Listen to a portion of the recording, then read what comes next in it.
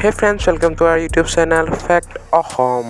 Hey friends, আপোনালোকে বাৰু জানে নাই পৃথিৱীৰ প্ৰথম চিৰিয়াখানা কোনে ক'ত আৰম্ভ কৰিছিল আৰু জানে নাই অলিম্পিকৰ 5খন ৰিঙৰ চিন থাকে ইয়াৰ অৰ্থনো কি ফ্ৰেণ্ডছ যদি জানিবলৈ বিচাৰিছে ভিডিঅ'টো শেষলৈকে চাই থাকক আৰু যদি ভিডিঅ'টো ভাল পায় এটা লাইক আৰু সাবস্ক্ৰাইব কৰিবলৈ নাপাহৰিব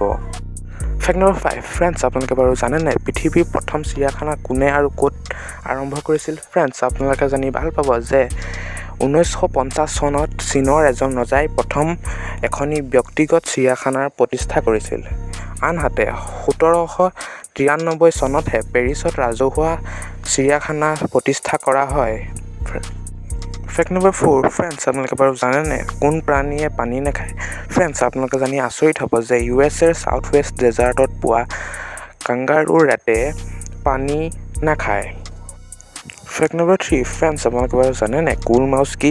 ফ্ৰেণ্ডছ যদি আপোনালোকে ভাবিছে এয়া এন্দুৰ তেনেহ'লে আপোনালোকে ভুল ভাবিছে এয়া হ'ল উত্তৰ আমেৰিকাৰ এক ধৰণৰ ক'লা বৰণৰ চৰাই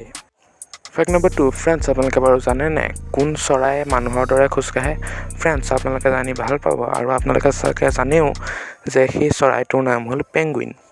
ফেক্ট নম্বৰ 1 ফ্ৰেণ্ডছ আপোনালোকে বাৰু জানে নে অলিম্পিকৰ 5খন ৰিং